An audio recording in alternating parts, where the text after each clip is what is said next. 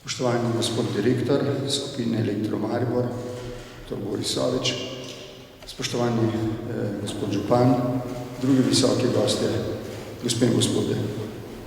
Najprej sprejmite vi, spoštovani gospod direktor, izraze moje hvaležnosti, da ste mi danes ob tem imenitnem okroglem jubileju povabili Mence na to priložnostno slavje, da se skupaj z vami poveselim preteklih uspehov in skupaj z vami pogumno pogledam v prihodnje.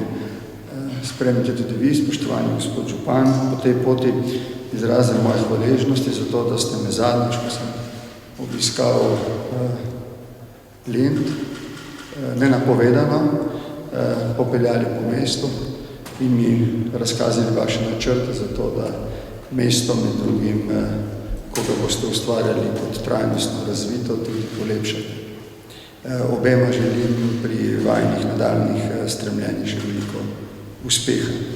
Seveda pa v tej priložnosti najprej in predvsem čestitam vsem, tako tistim v preteklih stoletjih, kot tistim, ki danes upravljate delo v skupini Elektro Maribor.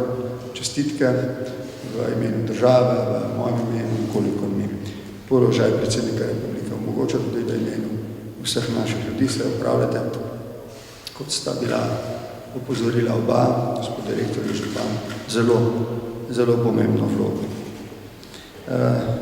Električna energija je danes eden temeljev sodobnega načina življenja. Kot smo bili videli v predstavitvi gospoda direktorja, se električno energijo pripisuje načinu življenja v 20. stoletju.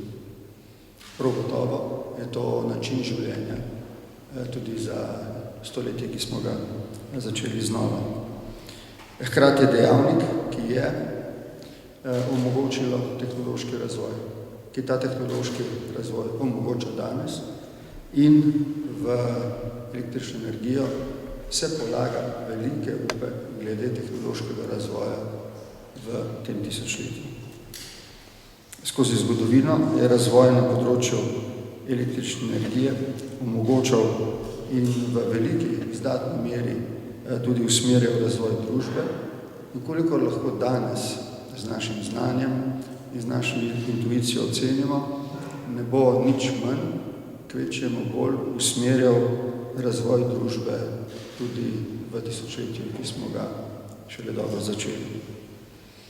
Danes si brez električne energije življenje praktično ne znamo predstavljati. Njena poraba bo, govorimo o električni energiji, v prihodnosti zagotovo še naraščala, če bodo Evropi in naši domovini prihranjene surove preizkušnje, ki smo jim bili priča v prejšnjem stoletju električne energije, v 20. stoletju, in bo mir, in bo napredek, bo šel ta napredek zagotovo v smer trajnostnega razvoja. To pomeni, da bomo še naprej veliko pozornosti posvečali ohranjanju okolja, uporabi čistejših energij in zmanjševanju ogljičnega odtisa. Dostikrat rečem, danes bom to ponovil tu v Mariboru, se mi zdi ob prave priložnosti. Če je kateri deželi, državi trajnostni razvoj pisan na kožo, je to zagotovo v Sloveniji. Dostikrat prihaja v zgodovini do prelomnic, ko se ljudje sprašujejo, kaj jim bo prinesla prihodnost. Če in kolikor lahko presodimo, imamo prav, ko vidimo prihodnost edino le v trajnostnem razvoju, potem se nam za prihodnost naše dežele, njenih ljudi, naših otrok in njih otrok ni bati. Živijo v prekrasnem okolju, usoda nam je naklonjena, to okolje smo začeli dovolj zgodaj tudi ohranjati.